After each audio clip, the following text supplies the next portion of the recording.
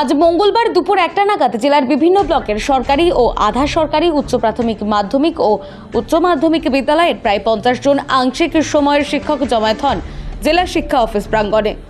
তারা সবাই part time teachers welfare অ্যাসোসিয়েশনের ব্যানারে ডেপুটেশন কর্মসূচিতে অংশগ্রহণ করেন।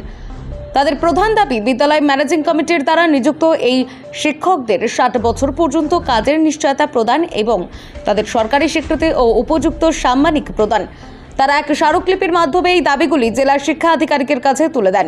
এই বিষয়ে সমীর দেওঘরিয়া কি বললেন দেখুন। আমরা হচ্ছি বিদ্যালয়ের অতিথি শিক্ষক।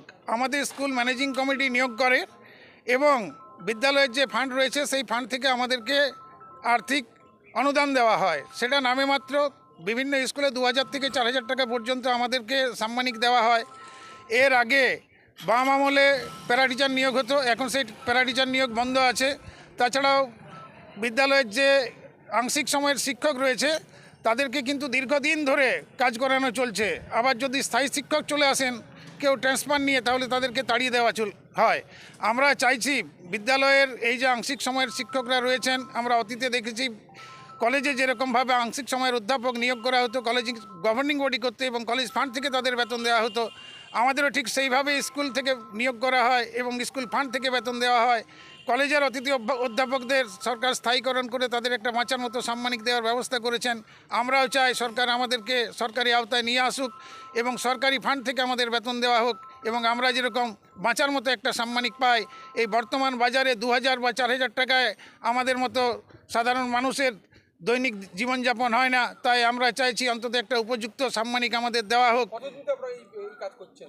আমাদের কেউ 5 বছর, কেউ 10 বছর বা তার বেশি সময় ধরে, মূলত আইনি জটিলতায় দীর্ঘদিন ধরে বিদ্যালয়ে শিক্ষক নিয়োগ হয় না।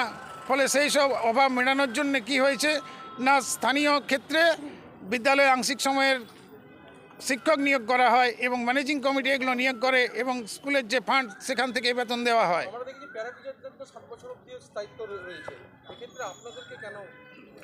দেখুন, আমরা কিন্তু প্যারা টিচার নয়। যারা প্যারা টিচার তাদেরকে কিন্তু ডিপিএপির থেকে নিয়োগ করা হয়েছিল একটা সরকারিভাবে। আমাদেরকে কিন্তু নিয়োগটা সরকারিভাবে করা হয় না। আমাদেরকে বিদ্যালয়ের যে আংশিক এই ম্যানেজিং কমিটি রয়েছে সেই কমিটি নিয়োগ করে এবং কমিটির মাধ্যমে যে বিদ্যালয়ের ফান্ড রয়েছে সেই ফান্ড থেকে বেতন দেওয়া হয়। আমাদেরকে কিন্তু গভর্নমেন্ট বেতন দেয় না। আমার নাম সমীর দেওঘরিয়া। আমি হচ্ছি পশ্চিমবঙ্গ যে পার্ট টাইম টিচার অ্যাসোসিয়েশন আছে তার রাজ্য সভাপতি। শিক্ষাক্ষেত্রে গুরুত্বপূর্ণ ভূমিকা পালন করেও বছরের পর বছর অবহেলিত এই শিক্ষকরা আজ প্রশাসনের দ্বারে তাদের ন্যায্য অধিকার আদায়ের লক্ষ্যে